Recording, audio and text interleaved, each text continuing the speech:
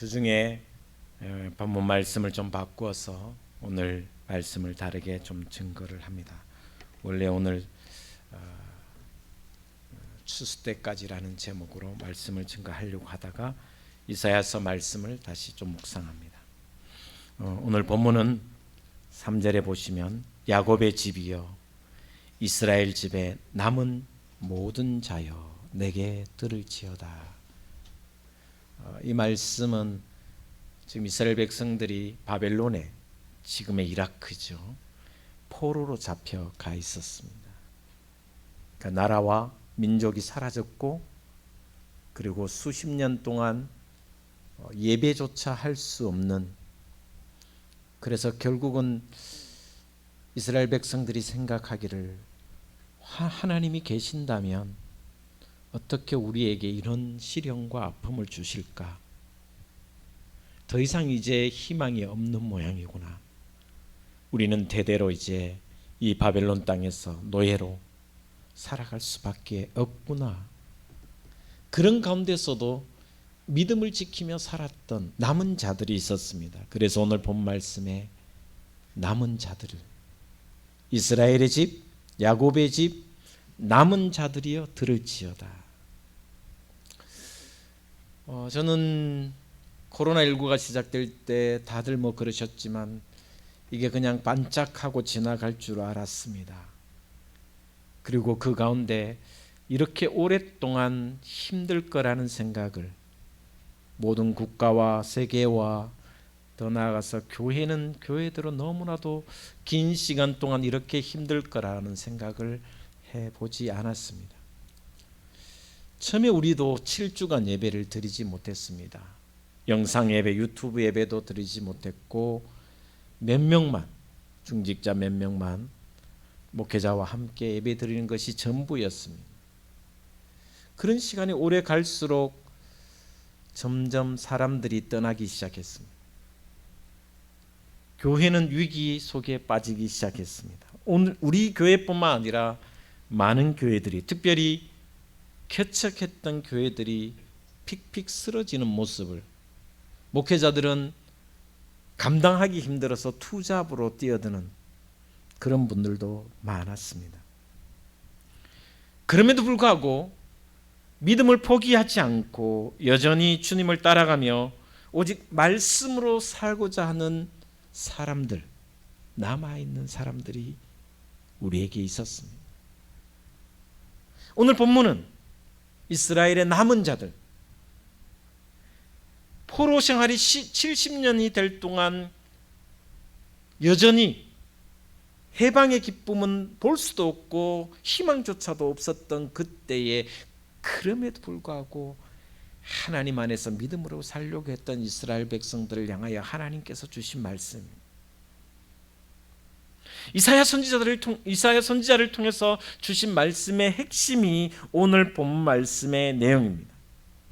어떻게 보면 오늘 우리 시대에 코로나19와 전쟁과 기근과 가뭄과 홍수와 수많은 자연재해와 이런 가운데 점점 믿음 생활을 포기하는 사람들이 많아지는 이때에 남아있는 우리에게 주시는 하나님의 메시지, 그 메시지를 오늘 본문을 통해서 한번 살펴보고자 합니다.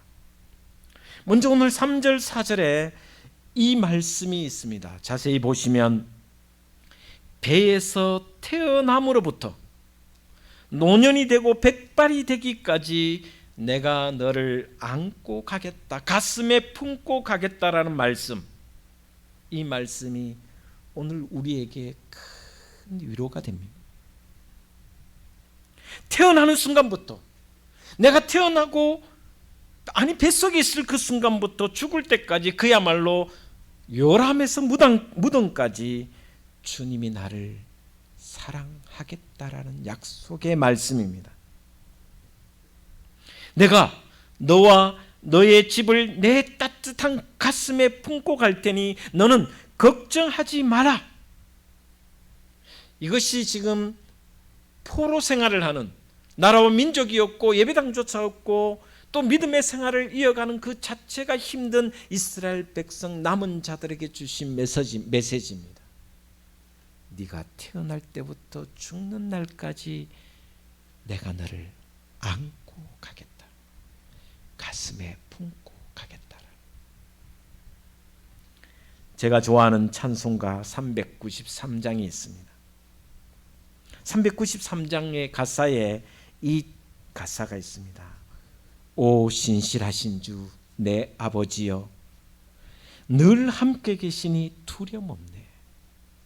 그 사랑 변찮고 날 지키시니 어제나 오늘이 한결같네라는 찬송이 있습니다. 어제나 오늘이나 한결같은 예수 그리스도의 사랑이 나를 지키시고 나를 보호하신다는 찬송 가사입니다. 오늘 이스라엘 백성들에게 이사야 선지자를 통해서 하나님 주신 메시지, 네가 태어나면서부터 죽는 날까지 내가 너를 안고 가겠다. 요한복음 13장 1절 말씀에 예수께서 세상에 있는 자기 사람들을 사랑하시되 끝까지 사랑하시다. 제가 너무 좋아하는 구절이기도 합니다. 예수님은 제자들의 상황에 따라 좋았다가 싫었다가 하지 않습니다. 베드로가 배신하고 유다가 자신을 은30에 팔아도 여전히 세상에 있는 자기 사람들을 사랑하시되 끝까지 사랑하시는 모습입니다. 여러분, 제자들을 믿었다 하지 않았습니다. 사랑했다라고 합니다. 세상에 믿을 사람 없습니다. 믿을 놈도 없습니다. 세상에 있는 사람은 사랑하기 위해서 존재하는 거예요. 우리는 툭하면 주님의 그 사랑을 의심하는 모습이 역력하게 드러납니다.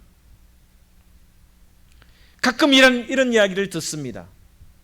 전에는 하나님이 나를 너무너무 사랑하신 것 같은데 지금은 별로 그렇지 않다고 느껴진다고. 또 그 중에는 하나님이 자기를 완전히 버리신 것 같은 느낌이 든다라고 이야기하는 분도 있습니다. 그러나 결코 그렇지 않습니다. 사실은 하나님이 나를 버리시거나 하나님이 나에게 관심이 없는 것이 아니라 내가 변덕스러워서 그렇다는 것입니다. 내 감정, 내 사랑이 식은 것이 그것으로 나타날 뿐입니다. 내 믿음이 약해지고 내가 초심을 잃어버리고 내가 이전과 달라진 것인데 사람들은 오히려 하나님이 나를 버리시거나 관심 없다고 생각합니다. 이번 주간에 제가 쉬면서 저런 생각하다가 보름이 지났잖아요. 보름달. 추석 지난 보름달이라서 크진 않지만 보름달.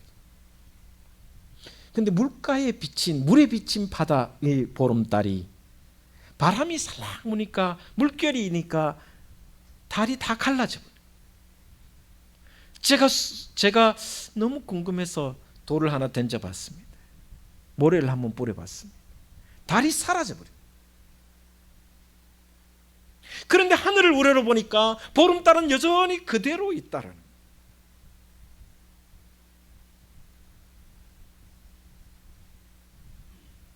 여러분, 주님의 사랑은 여전히 있는데 바람에 의해서 물결에 의해서 돌을 맞은 물에 의해서 달이 갈라지고 달이 사라지듯이 내 마음이, 내 생각이, 내 느낌이, 내 믿음이 약해진 것은 보지 못하고 주님 사랑을 핑계대고 있는 모습이 저에게도 있지 않나라는 생각이 들었습니다. 내 믿음이 파문이 일면 주님의 모습이 흔들리고 때로는 주님의 모습이 사라지는 것 같은 느낌이 들 때가 우리의 신앙이 아닌가. 어떤 사람은 신앙하면서 하나님께 책임을 전가시키는 사람도 종종 있습니다. 나의 잘못을 주님께 떠넘기는 모습도 우리에게 종종 있습니다. 어떤 일을 할 때 주님께 기도하면서 주님 저 좀 말려주세요, 저를 좀 말려주세요 기도하면서도 결국은 죄를 짓고 마는 사람들이 있습니다. 말려주세요, 말려주세요, 말려주세요 기도해놓고는 죄를 짓습니다. 그래놓고는 제정신이 돌아오면 그때 왜 주님은 나를 말리시지 않았습니까? 라고 다시 한 책임 전가를 하나님께 하는 사람이 많습니다. 그럴 때도 주님은 나를 버리시지 않습니다. 분명히 내가 틀렸음에도 불구하고, 내가 잘못을 저질렀음에도 불구하고, 그래서 낙심도 하고 포기도 하고 갈팡질팡하는 모습이 여전함에도 불구하고 주님은 나를 버리시지 않는 그 사랑, 오늘 본 말씀의 내용입니다. 네가 태어나면서부터 죽는 순간까지 백발이 되기까지 내가 너를 안고 가겠다라는 약속의 말씀, 이 말씀이 저와 여러분에게 깊은 감동이 되기를 주의 이름으로 축원을 드립니다. 요람에서 무덤까지 나를 품에 안고 가시겠다고 굳게 약속하신 말씀을 다시 이 시기에 새겨 흔들리지 않는 믿음으로 살아가는 저와 여러분 되시기를 주의 이름으로 축원을 드립니다. 두 번째, 3절 하반절에 보면 이렇게 말씀하고 있습니다. 태어남으로부터 내게 안겼고 태어서 남으로부터 내게 업힌 너희여.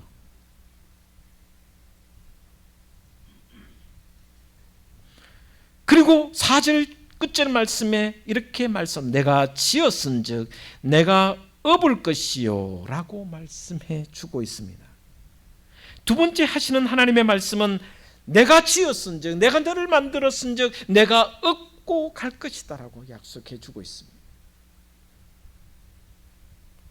요즘은 아이를 키우는 방식이 예전과 너무나도 다릅니다.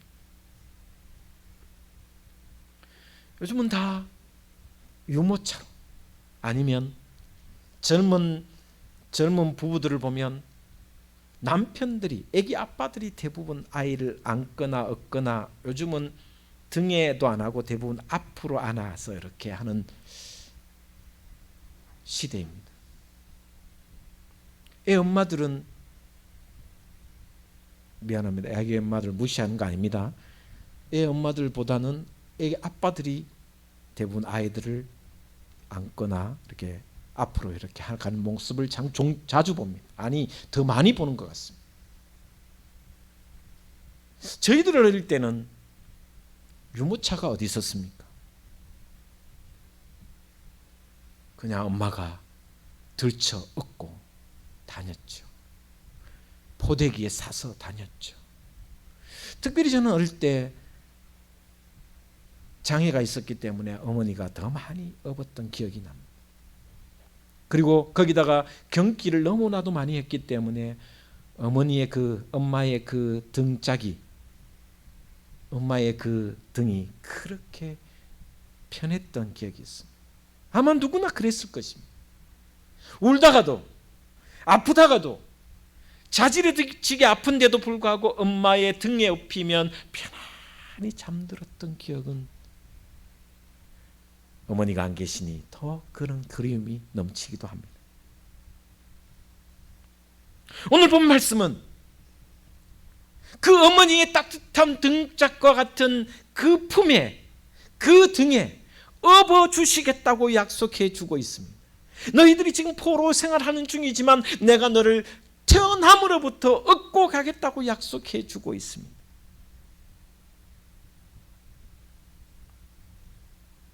울다가도 등에 업히면 울음이 그쳐지고, 고통 중에서라도 엄마가 업어주고 하면 그 고통을 잊고 잠들었던 그것이 바로 하나님의 마음이라는 것입니다.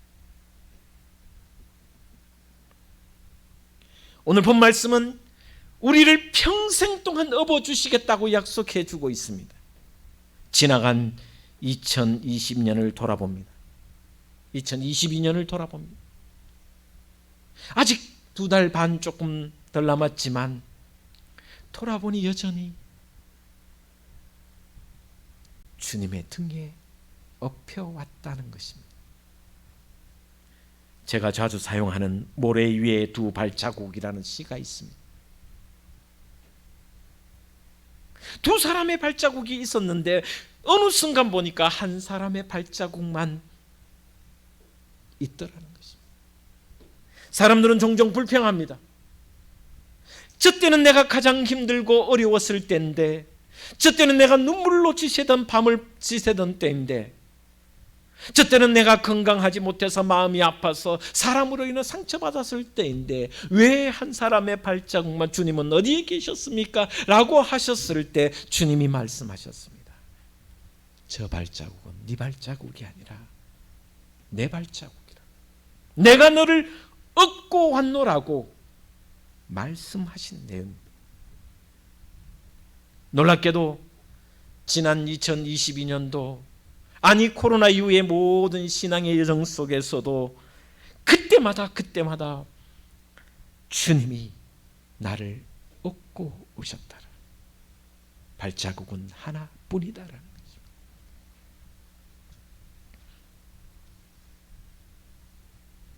지난 10개월 동안 저와 여러분의 신앙을 한번 살펴보십시오. 그 발자국이 나의 발자국이었나 주님의 발자국이었나? 가끔 신앙생활 하다 보면 자기 혼자 난리 부르스를 치는 경우가 많습니다. 왜냐하면 자기가 하루에도 12번씩이나 주님을 떠났다가 삐졌다 하면서 온갖 변덕을 부렸음에도 불구하고 주님이 그러신 것처럼 원망하고 불평하는 모습이 우리의 모습이다. 그러나 오늘 주님은 한결같은 마음으로 내가 너를 얻고 왔노라고 말씀하고 있습니다. 한결같은 마음으로 나를 품었으며 등에 업고 가시는 그 주님이 지금도 여러분 곁에 함께 하시는 줄 믿으시기를 주의 이름으로 축원을 드립니다. 오죽하셨으면 주님은 우리에게 이렇게 말씀하셨겠습니까? 내가 너를 나의 손바닥에 새겼다라고. 손바닥에 새겼다라는 말씀은 내가 너를 움켜쥐고 절대 놓지 않겠다라는 약속의 말씀입니다. 가끔 허무하게 우리의 신앙이 허무하게 무너지는 경우가 있습니다. 왜냐하면 팥죽 한 그릇에 내 영혼을 팔아버리는 경우도 있기 때문입니다. 그럼에도 불구하고 나는 팥죽 한 그릇에 주님을 팔아버리는 경우가 있었지만 주님은 그 순간에도 나를 얻고 가고 계신다라는 것을, 누군가 이런 말을 했습니다. 특히 제가 누구라고는 이야기하지 않겠습니다. 가끔 천사가 부럽다 이러냐. 천사가 부럽긴 하지요. 날개가 있으니. 여러분 밑에 한번 보십시오. 날개가 없는가? 날개가 있는 분도 있는데, 그러나 천사가 아무리 부러워도 주연은 천사가 아니다라는 것입니다. 천사는 엑스트라입니다. 주인공은 바로 저와 여러분인 줄 믿으시기를 주의 이름으로 축원을 드립니다. 수종두는 사람은, 수종두는 천사지, 천사는 종이지 주님의 자녀가 아니라는 것입니다. 오히려 천사들이 우리를 부러워한다고 성경은 기록하고 있습니다. 저와 여러분, 날개는 없지만 지위나 신분으로 말하면 우리가 천사보다 훨씬 높고 귀한 존재인 줄 믿으시기를 주의 이름으로 축원을 드립니다.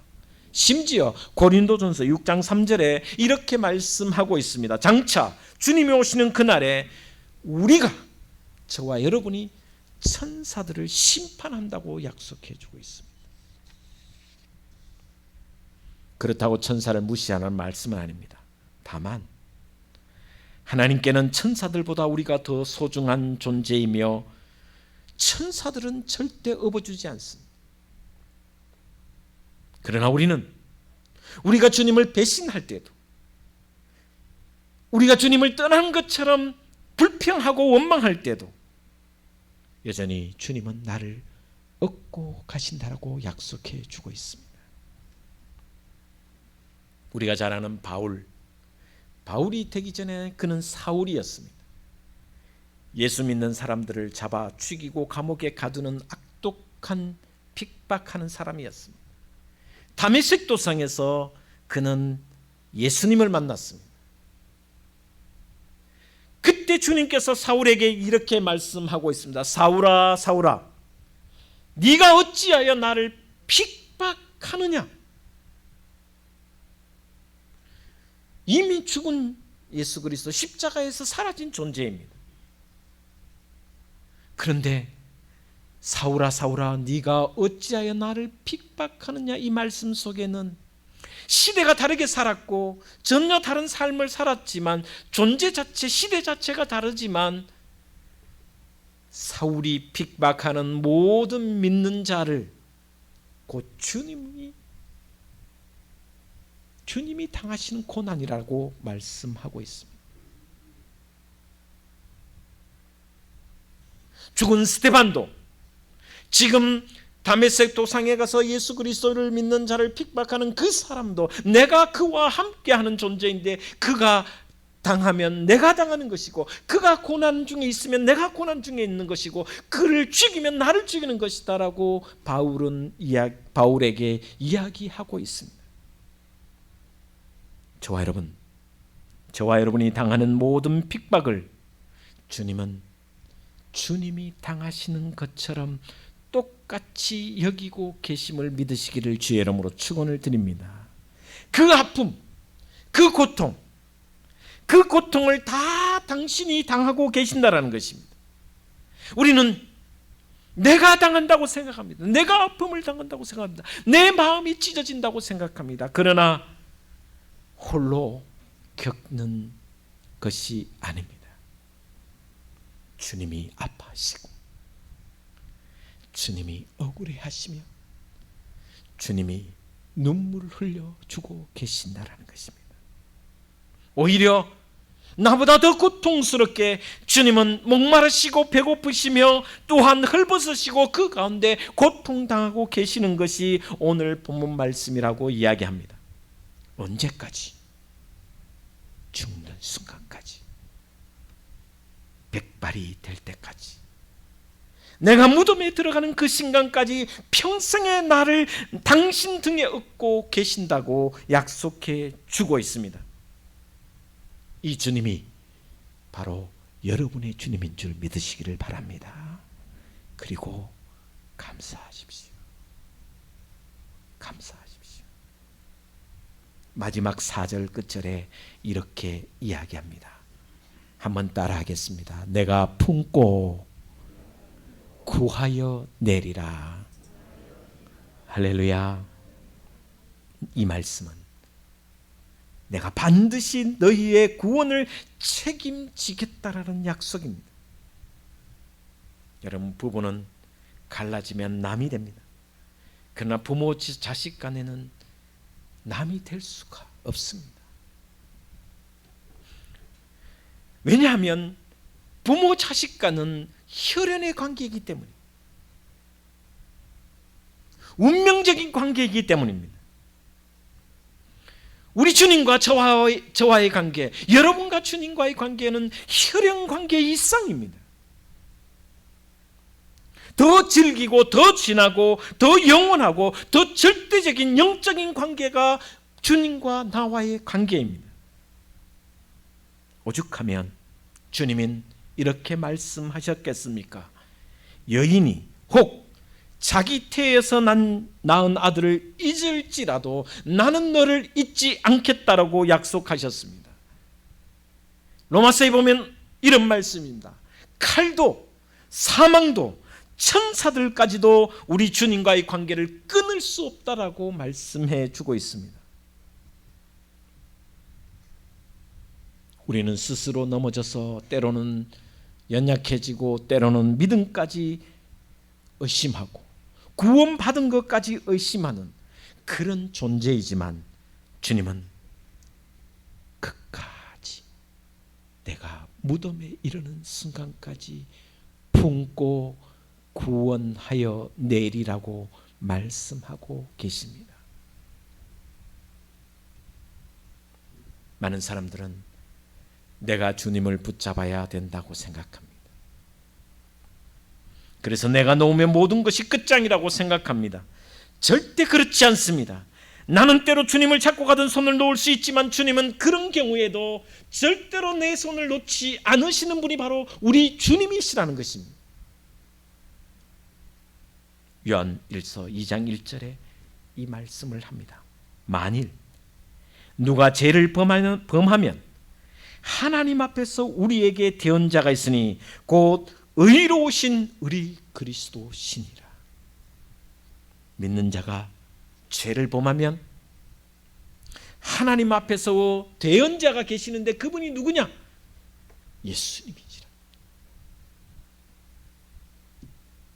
우리 중에, 저와 여러분 중에 죄를 지어서 하나님 앞에 서면 주님께서 대언자가 되셔서 아버지, 내가 저 사람을 위하여, 내가 저 사람을 위하여 이미 못 박혀 죽었지 않습니까? 십자가의 핏값을 흘렸지 않습니까? 저의 죄를 용서하여 주시옵소서. 내가 고하여 내리라.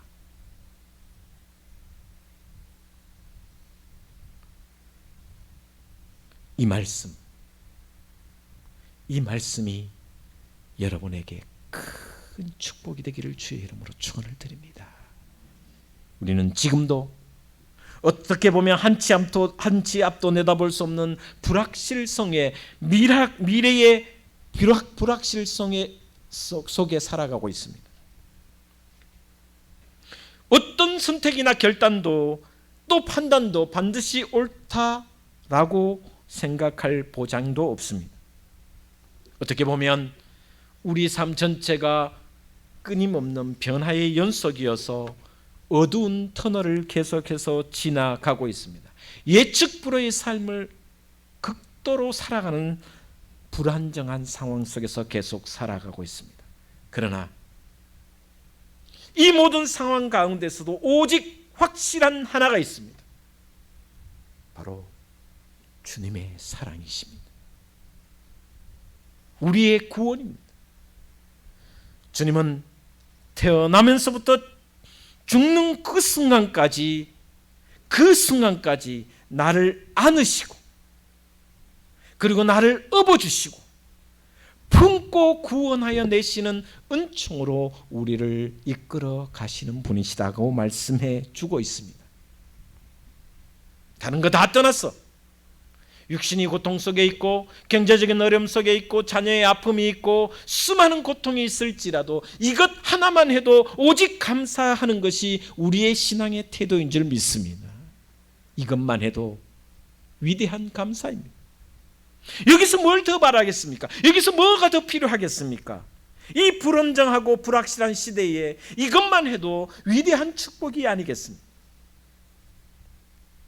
흔들리지 않는 하나님의 그 사랑, 변하지 않는 그 하나님 사랑 속에 또 한 주간 기뻐하며 감사하며 하나님을 향하여 찬양하며 나아가는 저와 여러분의 신앙이 되기를 주의 이름으로 축원을 드립니다.